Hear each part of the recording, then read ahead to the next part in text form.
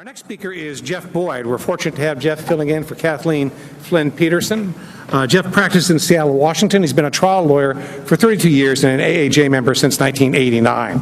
For the past 17 years, in addition to his regular plaintiff's practice, he's done trial consulting, primarily interactive focus groups, exclusively for plaintiffs' lawyers in approximately 100 different jurisdictions. His most recent publication for AAJ was Focus Groups and Juror Perspective, published in Trial Magazine in August of 2013. Jeff is a member of the Jury Bias Litigation Group, and we're glad to have him with us here today. Jeff? Thank you. Thank you. Good afternoon. I'm going to give up the security of the lectern and come down and talk to you a little bit. On a very serious note, yes, Kathleen, my partner and I were at dinner with her last night, and she had this horrible look on her face, and she said, I just got a phone call half an hour ago. 5 of my partners were in a car on their way to the partnership meeting that we hold in Minnesota, and here's the buzz.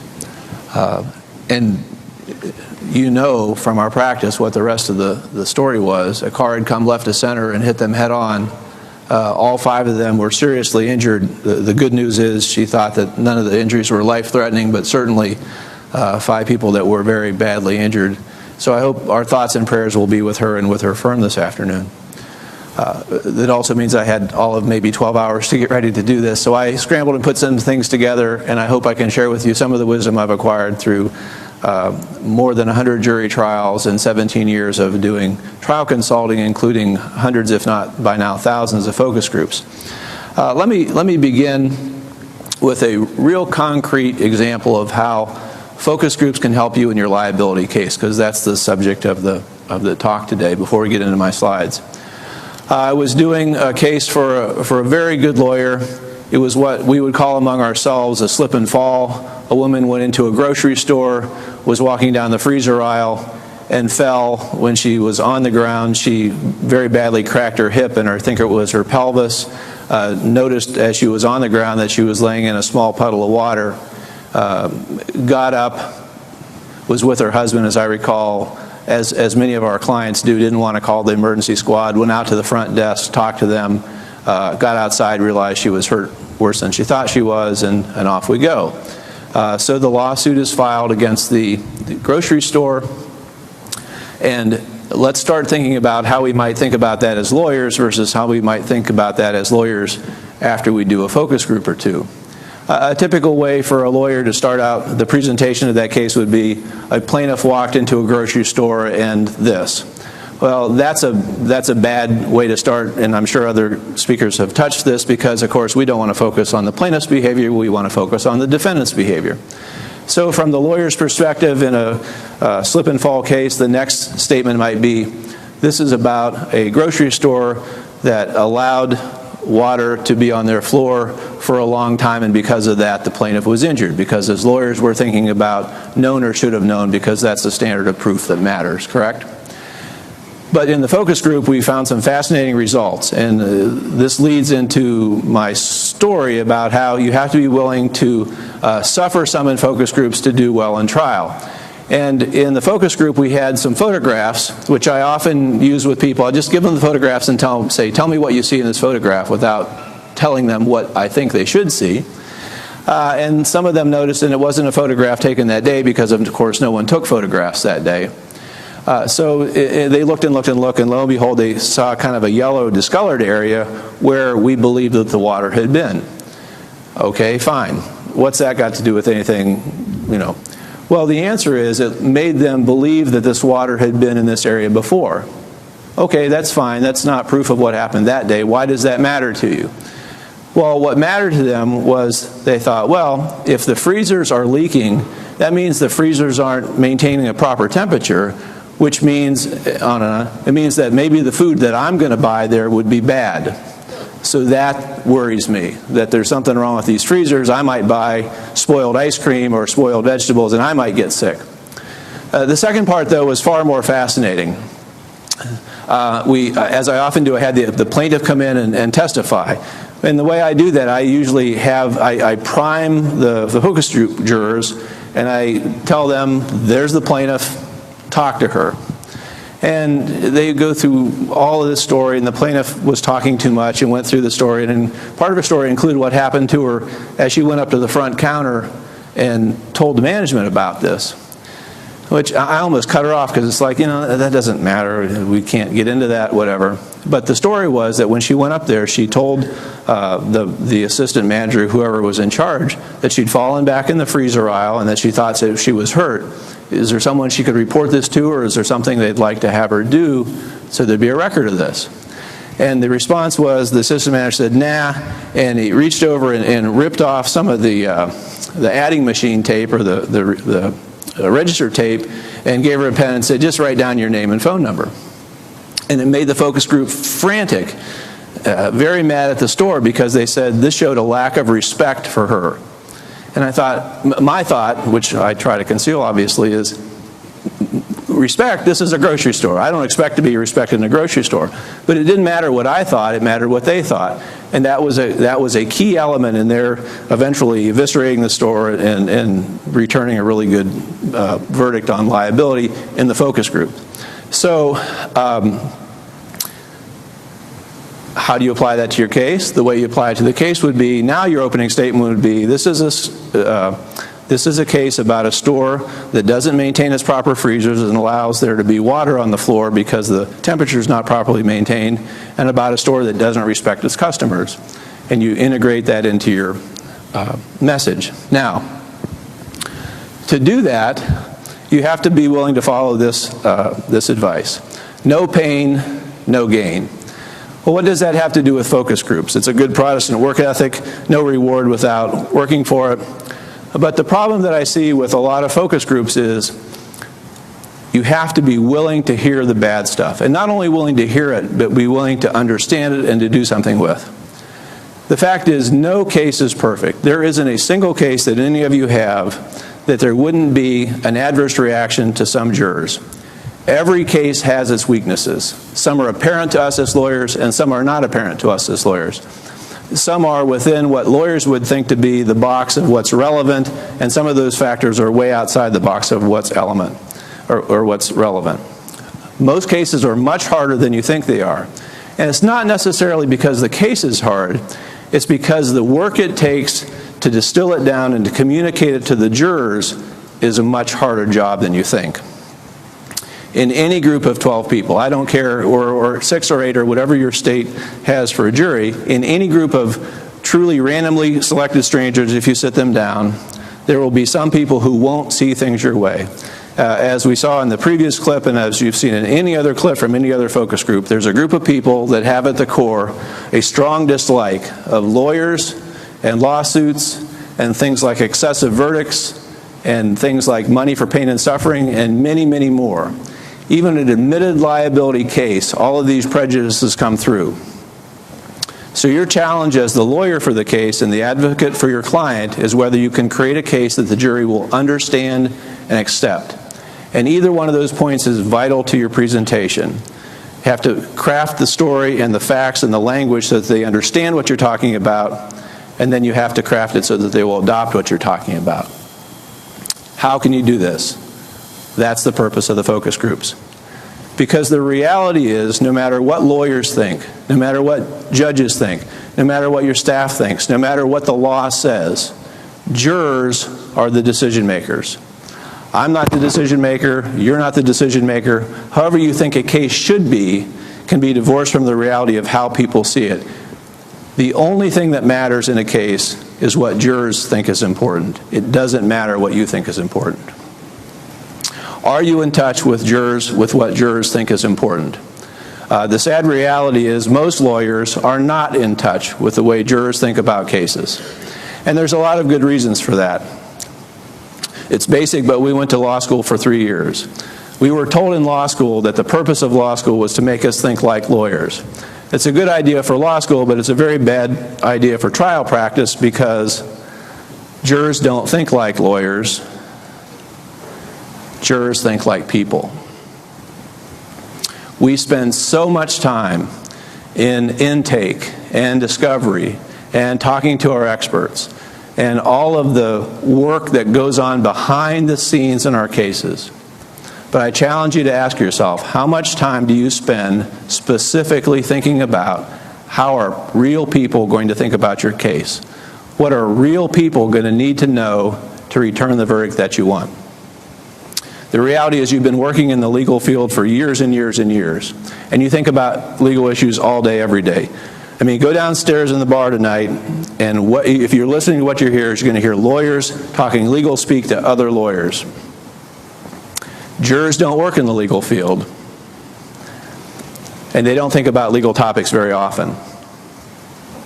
You've been immersed in your case for many, many years, and you're your client's advocate, and that's what it should be. But the problem is you become all too familiar with the issues in your case and the language of your case and how you think the case should turn out to know how real people feel in a neutral setting. Jurors know nothing about your case, and they're sworn to neutrality, whereas you're sworn to be an advocate. Jurors are on one side of a bridge, and you're on the other side of the bridge. And you're on the wrong side of the bridge. You need to be on the juror's side of the bridge to get effective results for your clients. Properly done interactive focus groups help you get to the juror's side through all the ways that you've heard with the other fabulous speakers that we've had today. When someone asks me to do a focus group on their behalf or with them, I tell them, sure. But let me ask you this. I can make you feel good, or we can learn something to make your case better. Which really would you prefer? And at gut level, what we really want the focus group to tell us is, you're the best lawyer there is, you've got it figured out, I'm on your side, there's no problems here, how much do you want? That's what we really want to feel from them. But what do you need? Is that what you need? Because it's probably not. Why is that the choice? Because jurors don't think like lawyers, jurors think like people, and we think like lawyers. As you prepare your case, you've been thinking like a lawyer, whether you mean to or not. We've all been at this too long. We're too far removed from people. We could talk all day about the fact that we try fewer cases, we try them in more jurisdictions, we have less contact day to day with people that make up your juror because of the way our profession and our social lifestyles have evolved. You have the curse of knowledge, this interesting graphic with all this complexity in this person's head. That represents the way we think about cases, because there are two realities to how we have to prepare a case. The first one is we have to be competent in the language and the information so that we can show the opposing counsel that we're smart and have it figured out, and so that we can communicate with the witnesses, and especially the expert witnesses who all use this kind of language. But the fact is we've become, as we go through these cases, we've become way too comfortable with things like non-reassuring fetal heart tones. Now, non-reassuring fetal heart tones is a very important phrase in a negligent delivery case. But there isn't one of those words that means anything to a juror. And if you find yourself getting hooked into the use of that word with your witnesses and with your experts and with your doctors, the danger is that you're going to use that word in trial. And if you do, you've lost everyone. Small examples. If I could tell you any one thing that I've learned over the years, it's like you really need to take the time and think backwards to where real jurors and real people start with cases. We toss around words like plaintiff, but jurors don't know what a plaintiff is. I can't tell you how many times at the beginning when I was doing focus groups, I'd get through an hour or 2 hours and 3 hours, and somebody would raise their hand and say, can you tell me again, which one is the plaintiff? And you realize that if they're processing information and they don't know who you're talking about, you've pretty much lost most of what you've been spending the last couple of hours on. Proximate cause, again, a key element in many cases, part of the instruction, you know what that means. I've never met a juror that knew what proximate cause meant, even after a trial when you're doing post-trial interviews. Most fundamentally, we understand and accept the idea of what I would say to you but never talk to a jury about as non-economic damages. We accept it, we understand it, we think it's a good idea. But the reality is very, very few jurors walk into a courtroom understanding or accepting the idea of compensation for damages. In fact, it's more basic than that. In almost any focus group that I've ever done, somewhere between 30 and 50% of the jurors, when asked, what does the jury do in civil cases? What's their job? There's at least that percentage, maybe half of the people, that have no idea that one of the things they're going to be asked to do is to fill in the blank beside the dollar sign on the verdict form. And so think about that. As you're preparing your case, that's the most fundamental hurdle that you have to come over. They don't even know what their job is. And when you walk into a courtroom and start talking about damages, until they understand and have been educated that that's part of their job, they're just looking at you in wonder and going, why are we talking about this? The other big hurdle, and I think there's two major hurdles with most plaintiffs' cases, and one is the acceptance of non-economic damages, and the other is the acceptance of the burden of proof in a civil case. The reality is, person after person after person after person, if they're being honest with you, you will find out that they hold plaintiffs to a much higher standard than a preponderance standard. And what are you doing about that with your case? It's much harder to get to the juror side of the bridge than you think it is. It takes more work. You can't assume that they're starting anywhere other than back at the very beginning of what is the civil justice process. Somewhat controversial issue. Can I do focus groups myself? And I will ask you this. If you're asking if you can do focus groups yourself, you're really asking the wrong question. The proper question is, can I get valid information from doing a focus group myself? And rather than answer that, I'll ask the rhetorical question, point out valid information comes from neutrality and from adequate representation of both sides of the defense. And if I would say anything, I would say not only adequate representation of both sides, but an emphasis on the defense side to find out how you can overcome that. How neutral can you really be when you've been working on a case for years, when you have a fortune of your own money tied up in the case, when you've been your client's advocate, and when your income for the next year may ride on how the results of a case turn out. And I know a lot of people say, well, I got my friends together, I got my staff together, and we talked it through. And that's fine, but at least recognize the principle that your friends and your staff are not neutral, and they're probably not going to tell you what you really need to hear to make your case stronger. It's scary to hear how jurors think about a case. Really frightening. But remember, jurors are the decision makers. So let me go to another real-life example. Just yesterday, when I probably should have been attending some section meetings, I was doing a post-trial interview with a juror. And I have my concerns about what you can learn from those and what you can't learn from those. But this guy was perfect. The underlying case was a medical malpractice case. A difficult person, a person had been injured in an automobile collision. He had a difficult personality, had some mental issues. He was transported by ambulance to the hospital. And when he got to the emergency room, he was combative and suffered a spinal cord injury because one of the emergency room personnel put him in a full Nelson chokehold and injured his spine. The case, in fact, turned out well for the plaintiffs. It was a $2.8 million verdict, but only after the jury had been almost hung up to the point where they had to declare a mistrial. And in fact, because of the way the judge handled the almost hung jury, the case is going to be appealed, but they wanted to capture what they could from the jurors. And I go over this with you not because this is an exception, but because this is typical. Even after a month of trial, here's why this case got hung up the way it did, or came out the way it did. First of all, was a really nice, good lesson that the plaintiff's lawyers should feel good about. And that is this. The bottom line for the jury was that this person went into the hospital, walked into the hospital under his own power, and left in a wheelchair.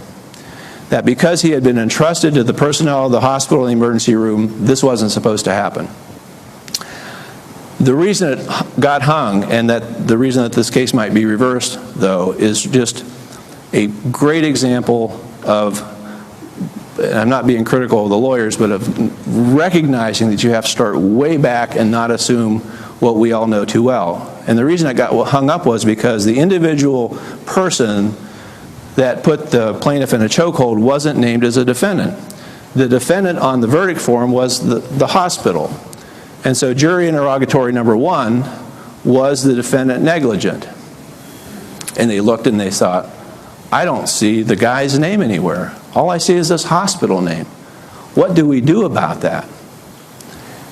The idea of respondeat superior had not been explained to them adequately. They didn't know what to do with that. The only thing that finally broke the tie was they asked a question of the judge, and the judge sent back the answer and basically said, you know, the actions of the employee are attributed to the actions of the employer, and the employer was the defendant. Second thing, you know, this was a state where there were non-economic damages, there were economic damages, but there was no claim even for punitive damages. Nevertheless, when I talked to the man about how did they arrive at the numbers they arrived at least 10 times he used the word punitive damages. And what he was talking about was, of course, non-economic damages. Sadly, that's a comment that I hear over and over again. Any number of jurors see non-economic damages as punitive damages. And the importance of that as you're preparing your cases and as you're using focus groups to find what you should do is the simple fact that liability drives damages. They do see non-compensatory or non-economic damages as punitive. The answer to the factor, the question of how do I get a better verdict on damages is to have a stronger case in liability. The reality is every focus group, if you let them course through the way they should, every group will spend about 80% of their time talking about liability. And of that 20% of the time that they talk about damages, about 19% of that is talking about non-economic damages. Even in cases where we try to focus them as stipulated liability, as cases where we can say the judge has found in favor of the plaintiff, it doesn't matter. They still spend 80% of the time on the liability. I'm often asked about comparative fault and what we do with this. Just remember, comparative fault is just that. It's comparative. If the plaintiff has this much fault, that can either be overwhelming compared to the fault of the defendant, or it can be a small part of the part of the defendant. I think it was Roxanne that earlier said, even in the case where her person was a passenger, they still were going to talk about whether or not there was some fault involved. I can tell you this, I don't think there's ever been a case where the focus group wasn't willing to assign 10% of the fault to the plaintiff, even if the plaintiff didn't do anything wrong. No matter how you make up the scenario, just for the fact that you're bringing a claim and you were in the wrong place at the wrong time, you risk the fact that somebody's going to think they could have done it better. So the way to offset that is to maximize your liability and never stop talking about your liability. The third point that the gentleman made yesterday, another sad one. I know this was coming out of my pocket. I said, oh really? What do you mean by that? He said, well, these crazy lawsuits are driving up the cost of medical expenses, and I know ultimately I'm going to have to pay that. Even though there was no direct connection, he wasn't an insured of the hospital, he wasn't a patient of the hospital, he had it in his mind that this was going to cost him money, and the only way you can overcome that is to make the justice of a plaintiff's verdict override his individual concerns for what it costs him. Fourth frightening comment. How did you get to the economic numbers? Well, we went through and we did this and we multiplied that and we looked at his worth life expectancy and we took some of the life care plan and we threw out some of the other. And then we calculated the future government or insurance benefits and we deducted that from our number. And of course, in my very neutral voice, I said, oh really? What was the evidence that you saw about the governmental insurance benefits? And he said, oh, there wasn't any evidence about that. We just assumed it and we calculated it that way. And I can tell you this, and you know this if you've had trials, almost always the first question in any case where you don't talk about insurance back from the jury is, was there insurance and who had it and how much? Juries need to know an answer to that question, and if they don't know the answer to that question, or if you don't get a good, strong instruction from the judge that they're not to consider that, never mind why, you're just not to consider that, then they start to fill in the blanks with information, and the odds are the information will hurt the plaintiff. Fifth comment that I hear all the time. I forget how many experts each side had in this case. You can imagine it had to be 3 or 4. Experts canceled themselves out completely. He gave no weight to the expert. Couldn't even tell me any information that any expert had said. He could talk to me about annoying habits that the experts had in their testimony, and he said, I couldn't believe how much they got paid to say what they got to say, but he believed that they are, and I hear this commonly, they're just paid to say what they're going to say. Each side has an expert. That was a wash. And the last important comment that, again, we hear all the time, well, why did you give the amount of money again? Back to that issue, because that's always the hardest for people to answer. Well, we wanted to give the man a decent life, but not too much. The number one fear of every juror in trial is giving too much. That's what they're afraid of. So the only way to combat that is to make sure that they feel comfortable with a decision that favors you. They really do want to do the right thing. I mean, even in focus groups, people are so dedicated to the idea of being fair and doing justice, and all they need is the tools to do that. What are you doing about this? What are you doing about learning that it matters to jurors how a grocery store customer was treated after they fell, or trying to address what we kind of take for granted, which is the idea that an employer is responsible for the bad conduct of their employee? How much of your time in your trial preparation are you taking to learn about those issues and address those issues? You need to talk. You need to listen to real people talk about your case. You need to shape your case so that you meet their needs, not yours. You really have to check your impression of what matters at the door and address their impression of what matters.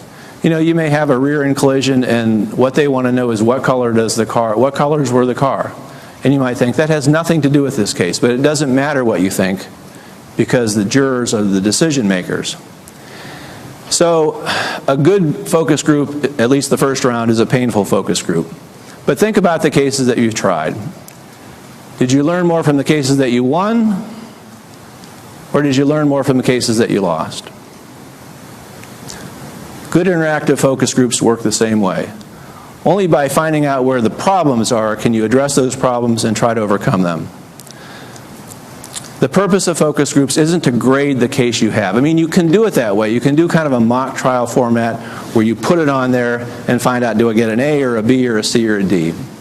That's unless people specifically request that, that's never my goal in doing focus groups. My goal in doing focus groups is to help you create a case that the juries will understand and accept on their terms. No case is perfect. Every case has its weaknesses.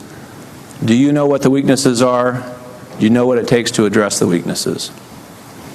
You can fix most weaknesses if you're willing to listen to people on their terms, talk about what's important to them, and create a story that they can accept and understand, or understand and accept.